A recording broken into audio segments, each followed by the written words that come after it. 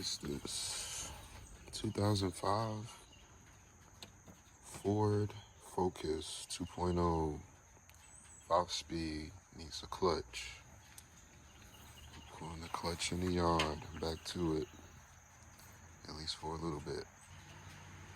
Y'all pray for me so I could do what needs to be done to get into a shop.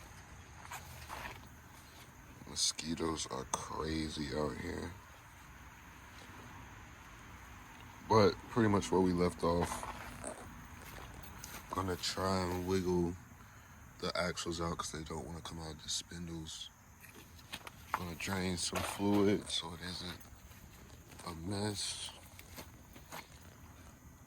Yeah, main thing is axles right now. Trying to get those out, and then we'll go to the next part. All right, drain about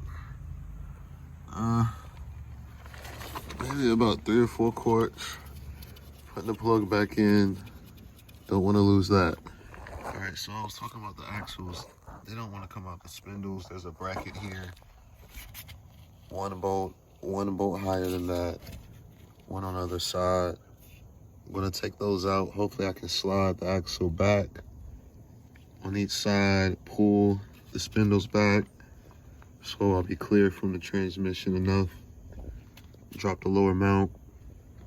At that point, I'll get the engine itself strapped up and go for the last side mount transmission pin. All right, we got our top mount out for the transmission and the plate. I got our shifters off. 1, 2 in the back there.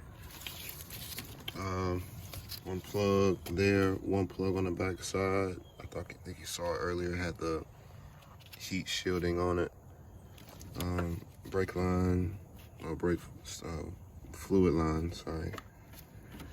Last thing I gotta do is get the shifter cables themselves off that. So the thing is, I had to leave spindles on, axle in. Some people will probably laugh how I did this, but that's fine, because I just need this to go back together once I swap this clutch out and everything's rusty and old, and I'm out here fighting mosquitoes, so whatever works. All right, that was a job. This was a job. It was so tight getting that thing out. Supposed to drop the subframe. Saw a video where he didn't have to, so I didn't either. But getting it out is always easier than getting it back in. Oh Lord, thank you for this part. Almost halfway home. All right, clutch disc.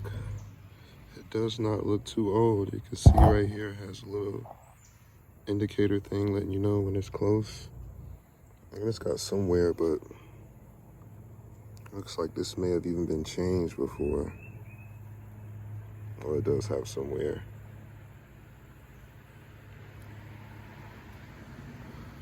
Pressure plate doesn't look too bad.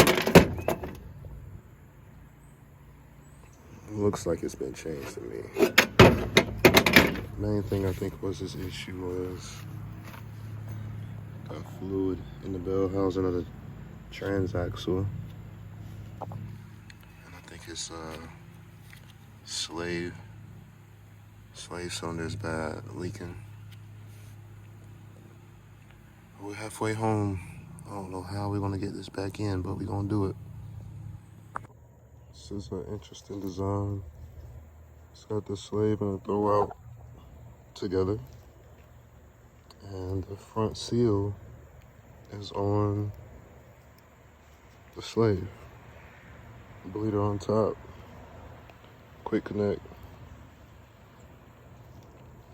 That's different Ford.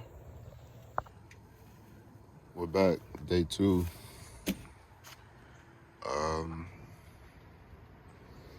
Wow, this looks crazy. Hopefully gonna put this back together today. Not hopefully, that's what's gonna happen. So we got a new clutch kit. Had to order it yesterday. Came in late, but that's all right. Got my almond windmills from the dollar store. Bussin'. All right. Slave, which is what I think is the original cause of the first failure. Go ahead and get that right. Reading those instructions. People put instructions for reasons. Always glance over them, just in case there's a surprise. But yeah, looking at the new and the old side by side, there is some wear on this front disc. Really on both, but not bad. I think it was the slave that went bad. The old slave. There she goes. But we'll get started because I want to finish this today. I want to finish it. Got our new clutch prepped. Got the new slave on and torqued. I know some people will slam me, but I'm not gonna clean the surface because I don't have nothing to clean it with. So there's that. Looks like I'll have a little issue with the angle that I have. It's gonna be fun. Might have to jack the engine up to make this easier.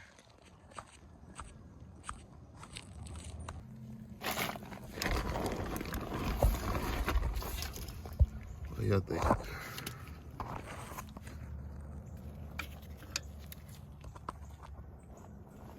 Decent. We'll see. If she don't line up and go in, we'll know. All right, so after a lot of jacking, pause, no diddy, but jacking it up and down, that still sound crazy. But yeah, trying to get the levels right, trying to use 2 jacks, rather than having another person use my jack stand. But now she's on. Have to get her lined up, get it mated completely, and the hard part's done. Just gotta put the mounts back on and hook everything back up. But this by far was the roughest part. All right, got left mount in, right mount in. I gotta get the rear mount on the bottom. At the point of where we don't need this anymore. That's done with the jack. Transmission is in. Shifter is fixed. Just gotta finish hooking everything up. Had to show y'all this clutch bleeding procedure since I'm solo. Get it pumped up. Use my old 2x4 to be my helper. Coming out.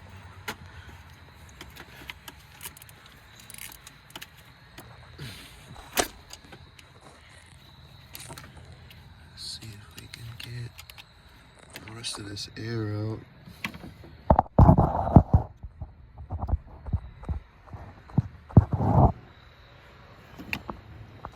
Alright, so it's getting late. I couldn't get it to bleed. Of course, 4s are always the hardest. Bought a little cheap brake tool.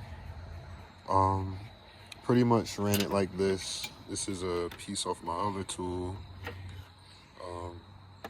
Ran it to the bleeder on the slave, to this reservoir, and I had this in the brake fluid reservoir. And that wasn't really working how I wanted it to, so I was trying to create a vacuum.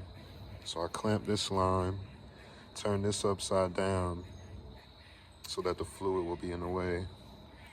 And it began to create suction, which is exactly what I needed. So after I did that, I was able to close off the line.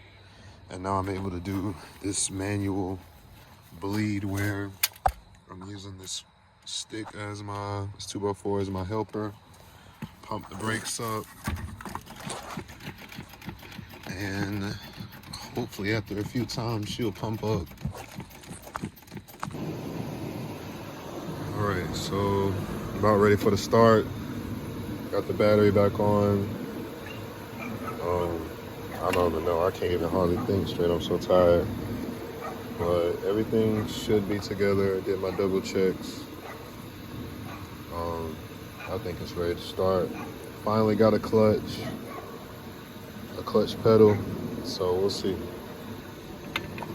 We'll see.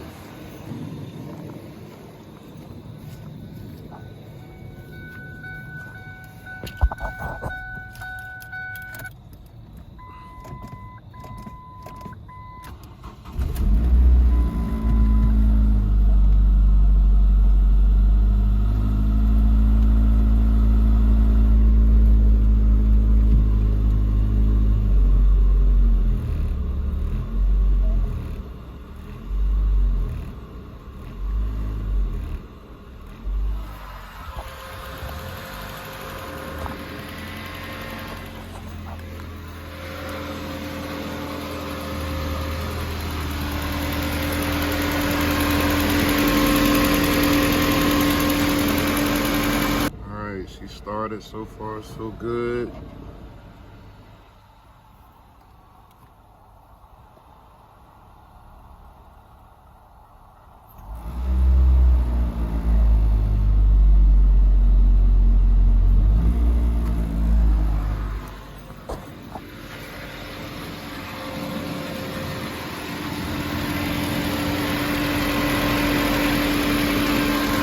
So far so good.